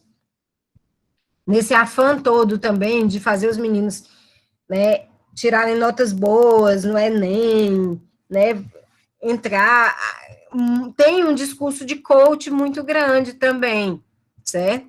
E aí eles estão vendo isso, por exemplo, eles veem isso nos influencers, veem isso, às vezes, nos fonológicos da escola, veem isso, né, na internet em geral, então é muito fácil ser também capturado por essa ideia de que, por exemplo, se esforce que você consegue, certo? Persista, trabalhe, certo? E depois usufrua, certo? Então, assim, o capitalismo, ele é muito exitoso também, certo? Em dizer isso, em oferecer essa possibilidade, certo? Em vender esse sonho, certo? E isso consegue efetivamente pegar as pessoas, certo? Então, os jovens não seriam também muito diferentes. Você vê que os livros de autoajuda, por exemplo, no Brasil, são livros de fato muito lidos, né? Então, os jovens capturam mesmo.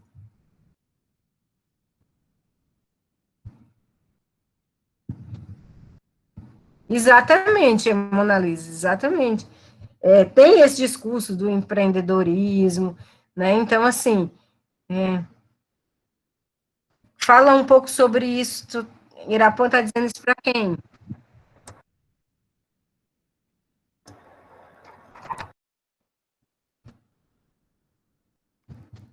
Analisa. Porque essa coisa da moralização da política, de como a gente tem que desmoralizar para diminuir esse ímpeto salvacionista que tem a política, né? Todo esse discurso contra a corrupção, que aí então o jovem quer que o político não seja corrupto, né? E na verdade toma essa coisa da corrupção como sendo a grande questão, né? E deixa de perceber se o candidato tem capacidade administrativa, se ele tem um projeto e tal. Eu queria que a Mona Lisa falasse disso. Não, o que eu estava falando quando a Dani estava colocando isso, né, de como tomou de conta mediaticamente essa coisa da corrupção, né, e que os jovens apresentam aí.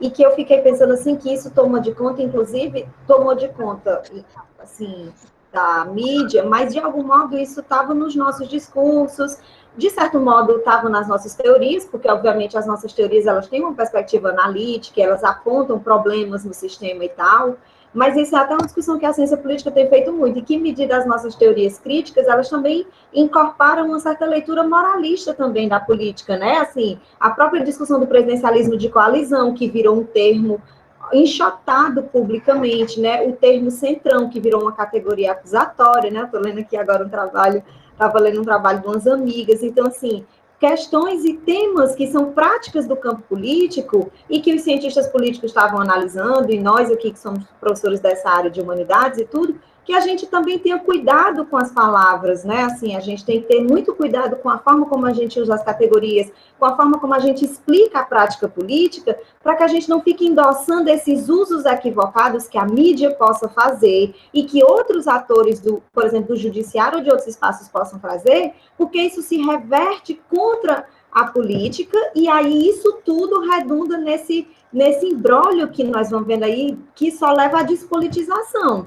E aí eu estou lembrando até de um cientista político, que é o Cláudio Couto, ele tem um canal no YouTube que chama Não Há Saída Fora da Política, e de fato, assim, toda essa despolitização, a gente vê para onde é que ela leva, né? Então, assim, para onde é que vai levar uma sociedade que não acredita na política, jovens que não acreditam na política? Porque não é só os jovens, como a gente está dizendo, assim, não vou jogar só a carga neles, né? Mas, assim, é muito, muito ruim que jovens que nem começaram a votar, que não, como a Daniela mostrou, o voto deles nem é obrigatório, eles têm 17 anos, eles não são obrigados a votar, 16, 17 anos, mas eles já acham que isso é uma coisa ruim, que eles não queriam ter nem essa obrigação, não querem participar da vida, não é? Decidir os caminhos. Então, assim, estou chamando a nossa atenção, inclusive como educadores, como pesquisadores, como produtores também de conhecimento sobre isso, nas nossas aulas, né? E porque a gente tem muito a perspectiva de ser sempre críticos, de estar sempre fazendo análises muito críticas do sistema e das experiências. Então, assim, não é também para aceitar tudo como é, mas ter cuidado com a forma como a gente usa a linguagem, porque a forma como a gente usa, ela também dá margem, digamos assim, para que esse tipo de interpretação também vá se disseminando socialmente, né? Exatamente, exatamente. O jovem, na verdade, ele vai receber tudo isso mesmo, né? E assim, você para pensar, ele recebe isso dos professores, ele recebe isso do pastor, ele recebe isso dos meios de comunicação, ele recebe isso dos outros colegas, dos familiares, né? Então, assim, é um discurso mesmo extremamente sempre muito acusatório da política, né? Então, assim, é muito difícil imaginar que os jovens, eles achem diferentes. Só para vocês terem ideia, na pergunta que era sobre as preferências partidárias, o grande número, assim, acho que teve quase umas 500 respostas nesse aí.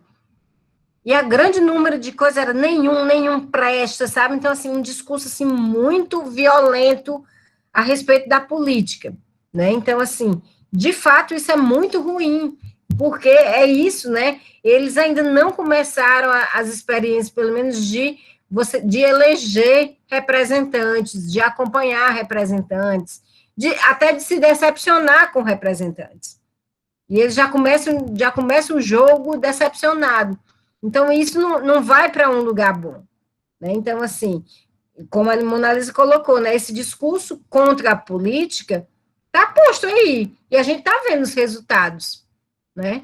A gente está vendo os resultados aí desse discurso todo antipolítica, antissistema, a gente está vendo no nosso dia a dia, e isso ainda pode ser muito pior, né? Então, assim, é preciso realmente que a gente leve a sério a discussão sobre a política com os jovens, porque eles, de fato, daqui a pouco vão começar a votar, já vão votar alguns esse ano também, né? E já vão votando nessa pegada, né? De ver a política como uma coisa muito ruim, de uma coisa, né? De uma coisa de que não é séria, uma coisa de que, né? Só é quem não presta, ou seja, são muito negativas. Dani, sabe o que eu fiquei pensando, talvez fosse interessante a gente ver aqui com os professores, quando encerrar a eleição, ver percentual de abstenção e não voto nas cidades, e como é que foi isso nos jovens, porque considerando, né, já se a gente vê se eles conseguiram se envolver, se mobilizar ou não. Sim, é ótimo. E tem como ver isso, vocês podiam, de fato, observar, inclusive, esse momento eleitoral, porque como são nas cidades, né, eleições municipais, e principalmente nas cidades de interior, meio que não tem muito para onde correr. Em algum momento, você entra no jogo para esculhambar, para concordar, né, para se irmanar com o candidato, para apoiar, para trabalhar na campanha, enfim. Muito provavelmente vocês vão ver isso, nas carreatas, nas aglomerações, né? Então, assim, acompanhem isso aí, aproveitem esse momento para discutir também isso. Por exemplo, a gente percebe, em geral, que tem uma dificuldade muito grande de entender o que é de obrigação de um prefeito, o que é a obrigação de um vereador, quais são as funções mesmo, o que um faz, o que o outro faz. Há uma incompreensão e muitas vezes as promessas se misturam, né? Muitas das críticas, inclusive, também que se faz, às vezes, a atuação também tem a ver com o fato de que não é de função daquele cargo fazer determinadas coisas, né? Então, assim, aproveitem esse momento, que o tempo da política, né, que a política está aí posta, né, de uma forma mais evidente, para fazer essas discussões com os alunos. Eu acho que todo mundo tende a ganhar, e eles iniciarem esse momento da vida deles de poder escolher aí, né, os seus representantes de uma forma mais que possa compreender mais os processos e enfim, claro, a gente sabe, Vanessa, e é importante que vocês problematizem essas questões com eles, certo? Inclusive para ver se eles, de uma certa forma, compreendem isso como cabrechos, se não compreende, se acha que é isso mesmo, porque, por exemplo, na minha pesquisa, muitos colocavam que é isso mesmo. O pobre, ele é tão alijado dos processos sempre, que no momento da eleição ele tem que ganhar mesmo alguma coisa, tem que dar alguma coisa para ele, certo? Por sua vez, os políticos também criam aí uma série de formas de oferecer alguma coisa, já que nesse momento, momentaneamente, eles estão relativamente sem poder e precisam que o voto deem a ele esse poder, né? Então, assim, é um momento muito interessante aí de trocas, certo? E agora é importante ver se eles conseguem entender isso. Numa cidade interior, está em jogo o emprego do pai, o emprego da mãe ou o emprego dele, né? Então, assim, é algo que é muito forte. Os conflitos são bem acentuados, as pessoas deixam de falar umas com as outras, né? Se tiram do Face momentaneamente, né? Ou deixam de se cruzar, né? Enfim, toda aquela coisa que depois, passando o tempo das eleições, as recomposições se dão, né? E eu lembrando aqui de Crateús, nós temos 15 vagas na Câmara Municipal e 160 candidatos a vereador. Desses 160 candidatos a vereador, nós só temos 9 mulheres candidatas. De 160, nós temos 9 candidatas. E 151 candidatos. E na nossa aula de semana passada, que era sobre globalização, que era a revisão para a prova bimestral, que a gente está encerrando o período dessa semana, o terceiro período, eles já falavam nessa questão de por que tinha tão pouca mulher na política, candidata,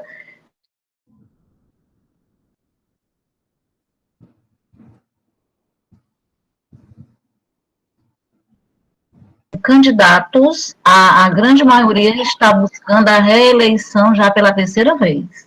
Então, é a pré-eleição.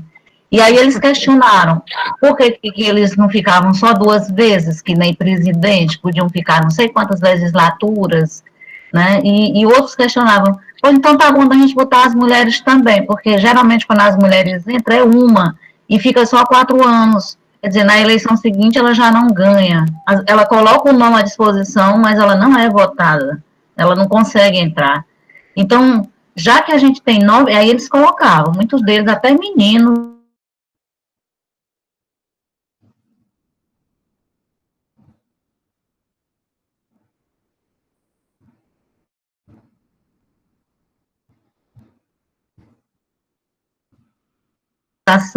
E os efeitos da globalização no mercado de trabalho, que afeta eles, que afeta a família deles, eles estão trazendo esses assuntos à tona, porque as eleições municipais, elas ficam muito próximas deles, né? E eles trabalham no sinal com bandeira, eles trabalham na gráfica fazendo o adesivo do candidato, ele trabalha fazendo o cartaz do Facebook, aquilo ali, tudo eles que fazem, que eles entendem muito bem dessas coisas na internet, né? Eles são gráficos mesmo.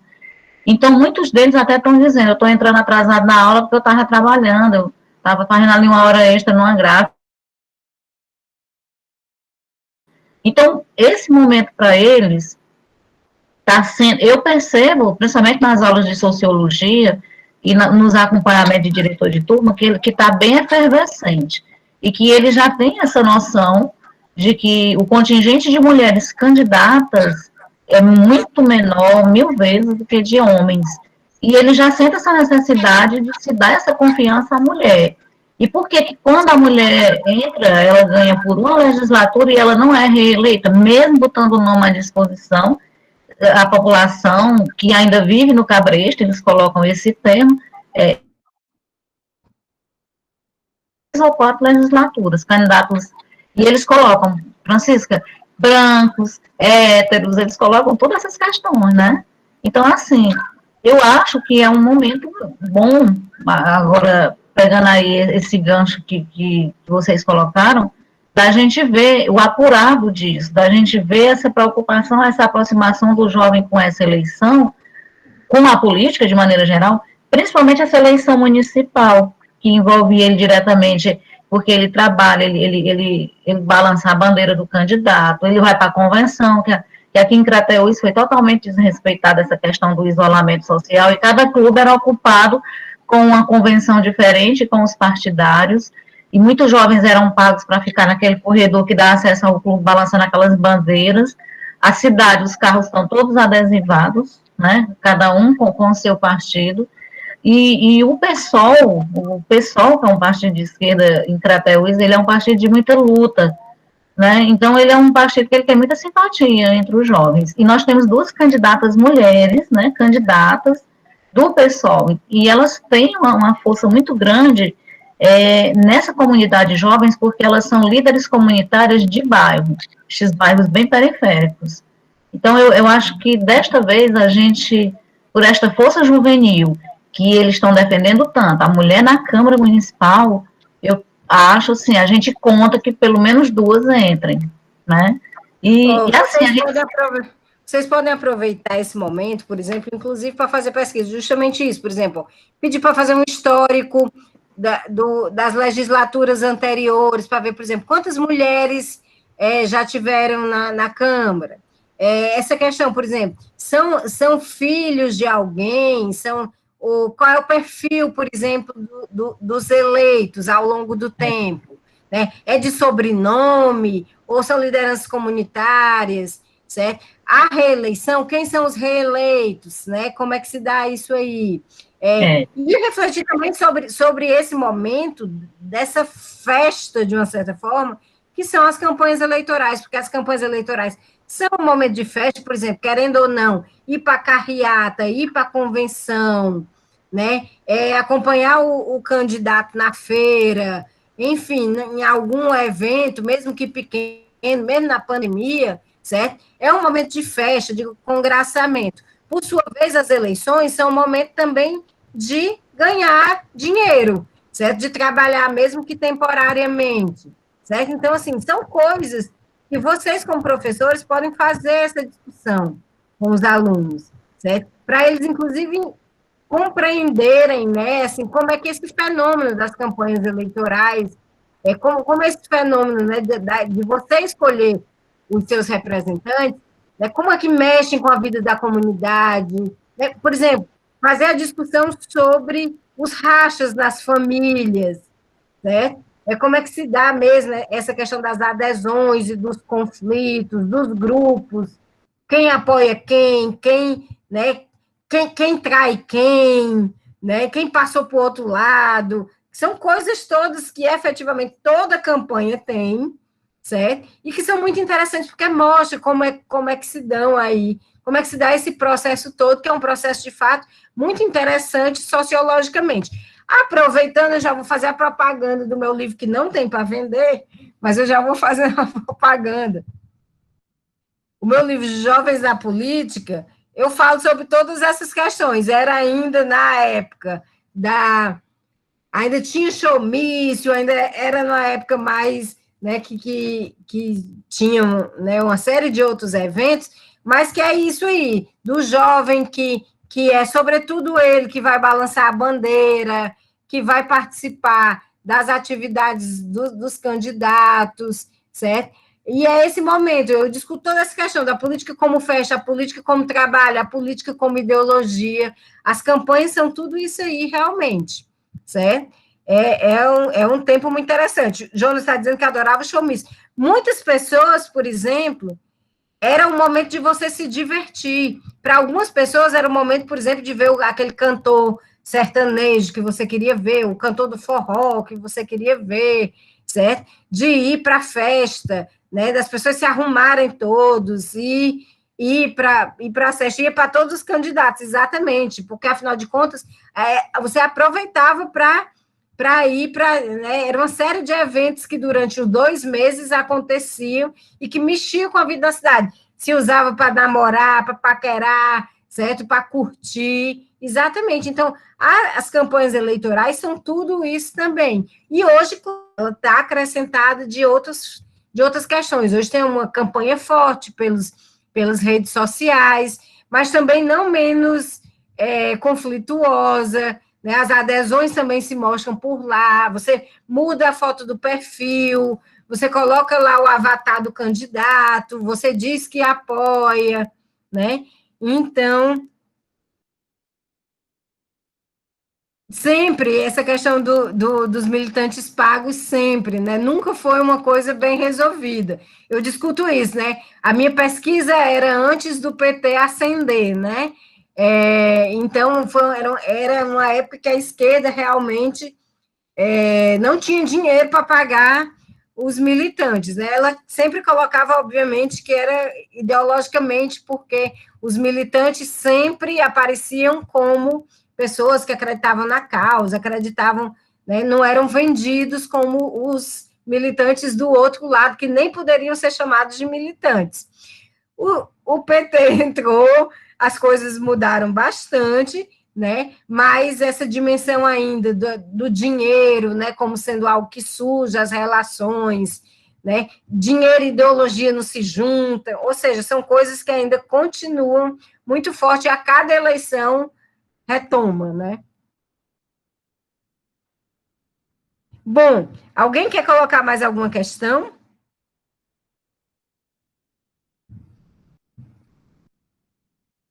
Vocês gostaram, acharam que, de uma certa forma, foi representativo dos jovens que vocês têm contato no dia a dia?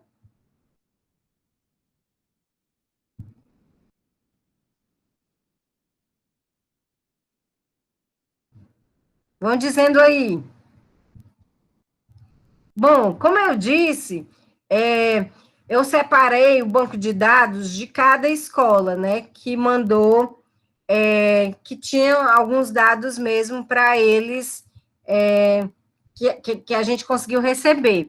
E aí eu vou mandar para vocês esse banco de dados para que vocês possam apresentar, possam fazer gráficos, certo? Eu vou mandar esses dados em geral aqui, certo? Para vocês, certo? Vocês podem apresentar no geral, e aí tem o banco de dados relativo à sua escola, certo? Porque aí você pega o relativo à sua escola e aí pronto, pode trabalhar com esses dados de uma forma muito fácil. Eu vou fazer um tutorial explicando direitinho como é que vocês podem fazer os gráficos e tal, certo? Para que vocês possam fazer um bom uso disso e apresente para eles, que eu acho que é muito bom, porque aí eles vão se ver ali naqueles dados. Eu acho que é algo que, né, e dá, de uma certa forma, uma resposta para eles. E eu acho que seria bom também que vocês pudessem apresentar nas escolas, certo? Né, para dar um pouco uma dimensão, por exemplo, ali dá uma dimensão do que é que o jovem, de como ele confia e quem ele confia, quais são os valores, de alguma forma, que eles portam, né, como é que se dá essas percepções sobre a política, a democracia e eleições, enfim, uns dados que dão muito pano para a manga, certo? Bom, gente, então, eu acho que por hoje é só. No nosso próximo encontro, a gente vai estar aqui com a Graziele, e a gente vai discutir, estou só abrindo aqui para dizer o nome direitinho para vocês. A gente vai, então, discutir, acho que é no dia 18, se eu não me engano, estou só abrindo aqui para dizer para vocês. A gente vai discutir a questão da judicialização, certo? Da política, o papel que a justiça tem nesses últimos anos aí no Brasil. Eu estou só abrindo aqui para dizer direitinho o título para vocês. Eu vou mandar para vocês esses dados da pesquisa, certo? Os slides, o banco de dados para vocês, certo? E vou mandar também uns links de uns textos que, se vocês quiserem trabalhar, ou ler, ou passar para os alunos, vocês podem fazer também. Bom, a politização da justiça, desculpa, é esse o título. A politização da justiça, com a Graziele Albuquerque, no dia 19 de outubro, certo? Que é uma temática também super interessante, que está posta aí no nosso dia a dia, todo dia a gente está vendo coisa, né, acontecer, certo? Muito obrigado por vocês terem aderido à pesquisa. Não seria tão rica se vocês não tivessem mandado para os alunos e os alunos responderem. Agradeçam a ele também, mostrem, inclusive, uma coisa que eu acho que também é fundamental, é mostrar que é isso que as ciências sociais fazem. Quando ela vai dizer alguma coisa sobre algo, é a partir de uma pesquisa, é a partir de dados, é a partir de reflexões, é a partir de cruzamentos, ou seja, não é algo que eu quero, não é algo, certo? É algo que os dados estão dizendo, certo? E mostrem, portanto, a importância, a relevância da pesquisa, mostrem que isso é uma metodologia que as ciências sociais utilizam, é algo que a gente precisa cada vez mais reforçar com os alunos. Não é achismo, certo? São dados que a gente coleta no campo, são as percepções que a gente pega das pessoas, é a partir das coisas que as pessoas dizem, pensam, agem, que a gente vai fazendo as nossas reflexões, fazendo os nossos, as nossas discussões. Ao mostrar isso, a gente está valorizando a ciência, está mostrando a diferença que há entre a ciência, e entre o achismo, certo? Que é algo que é fundamental, inclusive, para a nossa defesa como campo científico, certo? Que é fundamental porque tem muita coisa em jogo hoje no Brasil, e uma das questões é esse negacionismo científico que atinge várias ciências, mas atinge em cheio as ciências humanas e sociais, certo? Usem, inclusive, isso, certo? Muito bem, Márcia, faça isso que eu acho que vai ser muito bom para todo mundo. Pois muito obrigada, gente, muito obrigada por terem ficado aqui até 9 horas, certo? Muito obrigada, Mona Lisa, também, que acabou ficando, e só nos ajudou aqui. Muito obrigada, gente. Tchau. Não se esqueçam de assinar a lista de presença. Muito obrigada. Boa noite.